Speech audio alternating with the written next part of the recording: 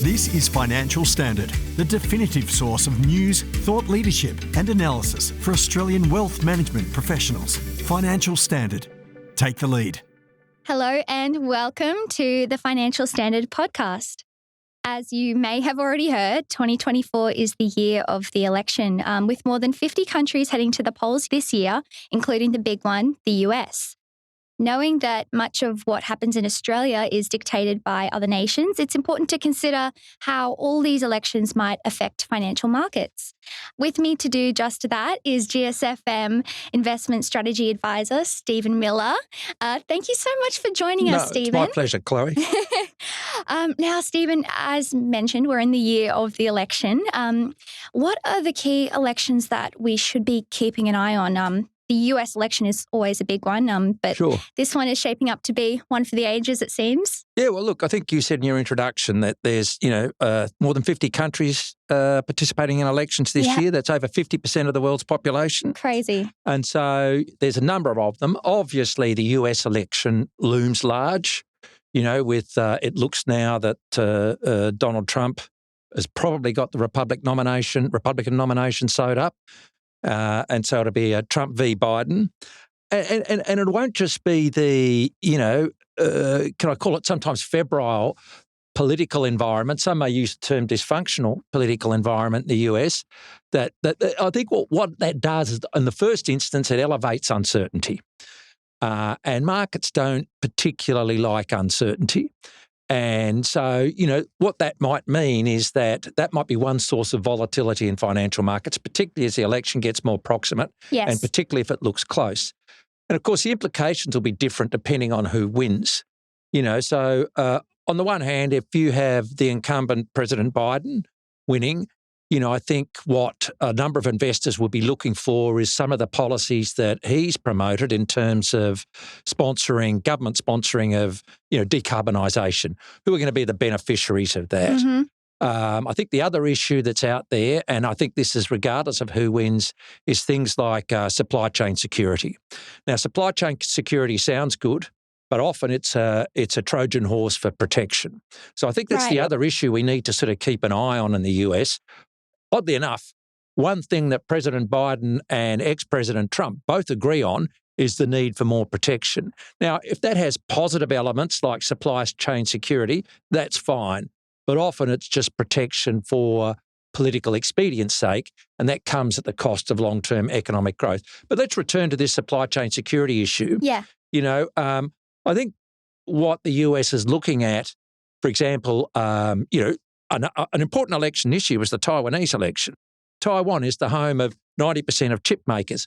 What was the US response to that? Well, the US response was to look at perhaps subsidising chip making in the US. So this would include TSMC, it would include Intel, companies like that. And so those sorts of policies will be important in terms of for investors engaging in investments in that particular sector. I think the other thing too with a Trump election, or with the protectionist sentiment very, very high, and again, I'll just park the Fed for one moment. But if this protectionist sentiment does grow, I think what it might do is it might limit the extent to which the US dollar can fall, given a certain amount of Fed easing. So the higher the rates of protection, generally that supports a currency. So let's say the Fed tells us it's going to cut rates 3 times to about 4.6, according to its median dot plot. The markets are a bit more optimistic than that. But as the Fed cuts rates, we'd expect the US dollar, if other central banks aren't cutting rates, we'd expect the US dollar to depreciate. Now, to the extent that protection or tariff protection or protection through subsidies increases, I think we can expect the US dollar not to depreciate as much. And so investors, again, will need to think about that. Does that mean that countries outside of the US might gain a competitive advantage in certain areas where there's an absence of protection? So there's all these sorts of issues that we need to think about. If I could mention another election, which I also think is important, we've talked about Taiwan, we've talked about the US, but the other election that I think is very, very important this year is the EU election. So there's going to be a new European Parliament elected, I think, around about the middle of this year. Okay. Yep. And now I think the reason that's interesting is, we talk a lot about the fragmentation of traditional powerful political parties. We're witnessing that not so much in Australia, although it's happening here with Teals and Greens sort of usurping some of the ground from Labor and the coalition. But in Europe, we're seeing it as well with the rise of the far right. So we saw the Dutch elections late last year that saw Geert Wilders achieve the highest vote. We know Marine Le Pen's a force in France. We know the AfD in Germany, not that they're facing an election this year specifically for Germany, but the AfD in Germany is very strong. So what we might see in the EU elections is perhaps what we'll be interested in is how strongly these far-right or far-right populist parties poll and what the implications of those might be. And I think it's very difficult for us. We know there'll be implications, but it's very difficult for us to discern what they might be because those parties aren't parties of the traditional liberal democratic right. They're not pro-market, free enterprise, low-tax parties. They're more culturally populist, anti-immigration, pro-protection, as I've said. And they might sort of upset, if you like, the political dynamic that's currently operating within the EU. So that's something else to keep an eye on. And the other one I might mention is there's a UK election due this year or early next. And now it looks at this stage that will almost inevitably result in a change of government. And with a change of government, there'll be a change of emphasis in terms of policies, although my suspicion is that unlike the last UK election, this is a more centrist Labor platform that they'll take to this election. And one that's due, but we're not sure if it's going to happen, is there's an election due in Ukraine. Yes. And there's an election due in Russia. Now, Russia will probably be a rubber stamp process, no surprises there. Ukraine, it's going to be difficult because you don't know, with the country being a lot of people displaced, a lot of infrastructure damaged, it being, certainly under some quite severe form of attack from Russia, whether and how that election might take place. Now, that probably doesn't have a lot of market implications, but because it's a sort of a geopolitical event frothing away in the background, it could, again, be a source of, extra volatility in markets. And I think when we get back to it all, the thing about all these elections is that I think the one thing that we can say unequivocally is it'll lead to much greater volatility in markets. And we're not seeing that at the moment. Markets seem pretty, I think, complacent in some sense. Now, I think the Goldilocks is rightfully the most credible scenario. The soft landing, maybe rate cuts from central banks, inflation dissipating, activity growth probably slowing down, but not too much. That's great. And I think that is the most probable outcome. But there's quite a big range of risks around that. And as these risks, I think, assert themselves, whether it's an election risk or geopolitical risk or what's happening in the Middle East or whatever, that's when we'll get these bouts of volatility in markets. Now, that's opportunity, but it's also, it can be a little bit scary for investors sometimes. And those shifts in sentiment that result from that can bring big shifts in the prices of financial assets. So I've given you a lot to unpack there. Yeah, absolutely. Thank you. There is a fair bit to think about, I think, for investors at this point in time when markets look pretty good, when the soft landing looks likely, because we know what often looks likely in January or February is not what happens for the rest of the year. So that's why I'd urge some caution.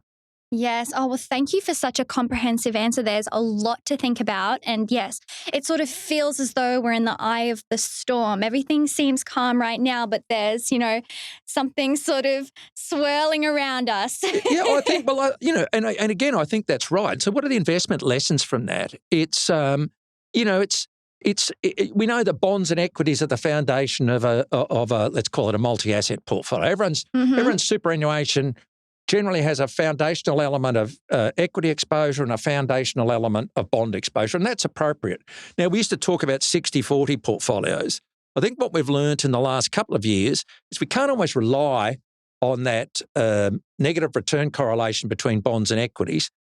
It's probably going to reassert itself this year, probably, but we can't always rely on that. So I think what investors might want to do, particularly in an environment of higher volatility, is to look at perhaps sources of return in their portfolio that aren't correlated with, bond beta or equity beta, aren't correlated with returns in the bond market and aren't correlated with returns in the equity market. Now, what might those things be? They might be long-short funds, whether bonds or equities. So there's no, you don't have as much interest rate sensitivity involved in those. They might be macro hedge funds. They can, although this is a bit more controversial, it might include exposures to things like gold. Although, as I say, that's a little bit more controversial. So rather than a 60-40 portfolio as we traditionally think of, and again, the better time to have done this might have been a year or two ago.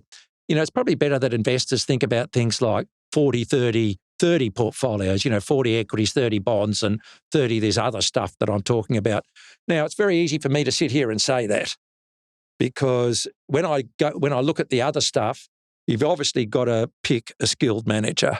One that's, and because a lot of the products that purport to be non-correlated, you'll find that, when the pressure goes on, they're a lot more correlated with either bond or equity beta that is sometimes made out. So do your homework on the manager is, I guess, another thing I'm saying.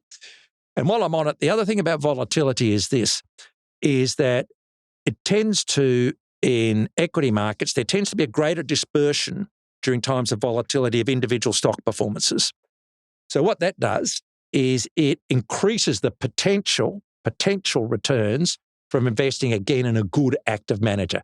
Now, you've got to find a good, skilled, active manager. So we're going to get probably a lot more dispersion in individual stock performance, and a good active manager will perhaps add value to a portfolio in that sense. The trick being to find a good active manager. And in saying that, I'm not ruling out that, the base or foundational elements of a portfolio might be comprised of bond and or equity ETFs. But I think those sorts of observations are important. If I'm right, and this environment, this election environment, this geopolitical environment is going to occasion at some stage some increase in volatility in financial markets. Yeah, and on the topic of lessons, what impact have past elections had on global financial market? Are there any consistent patterns or trends that you've observed over the years? There probably are.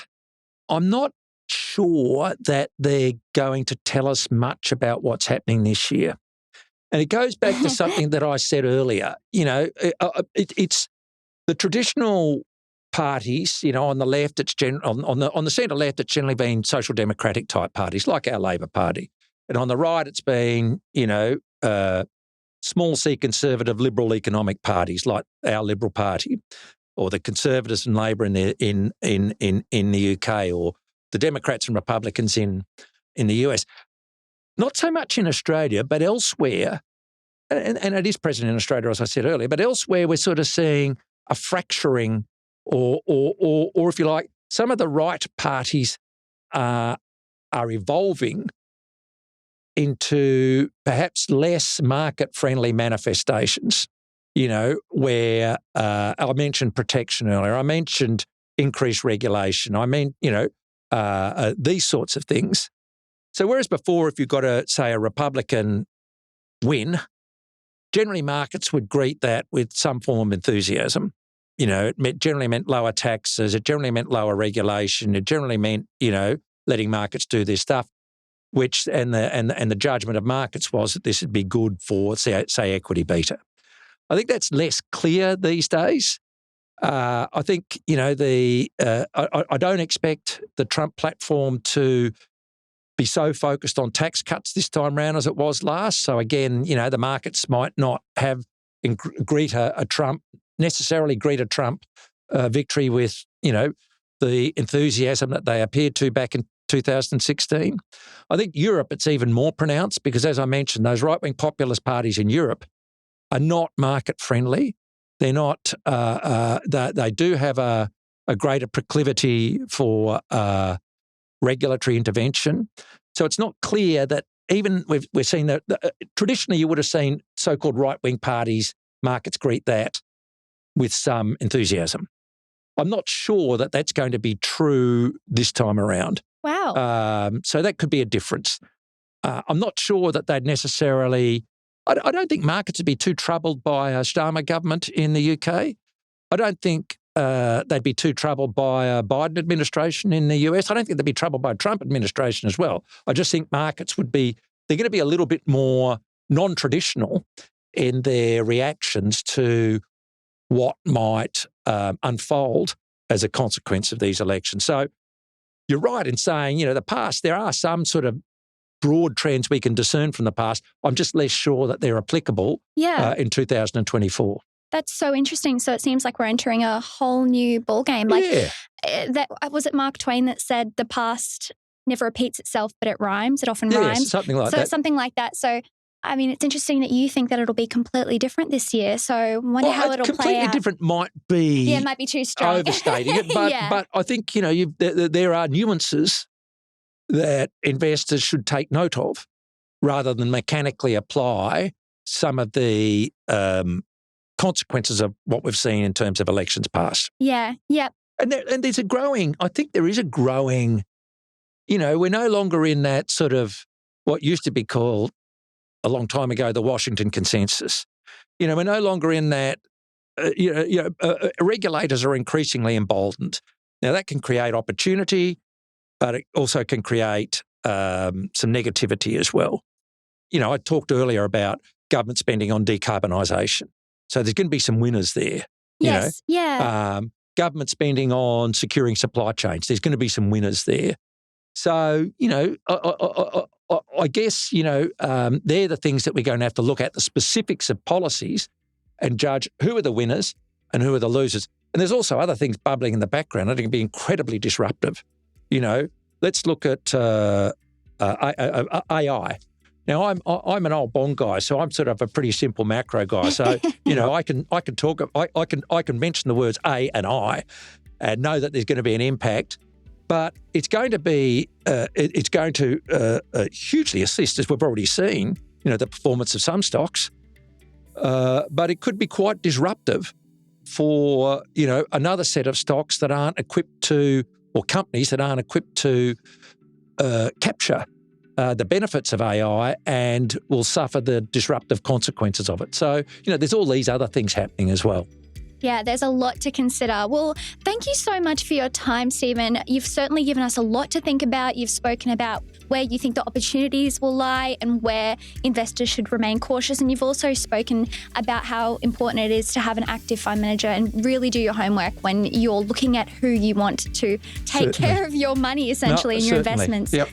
All right. Thank you so much. No, it's been a pleasure to be here. Thank you, Chloe. Thank you. Thanks for listening to this Financial Standard podcast. For more information, visit financialstandard.com.au. Please keep in mind that the information discussed in this podcast is general in nature and does not consider personal circumstances. Reliance should not be placed on any content without further independent financial research and advice.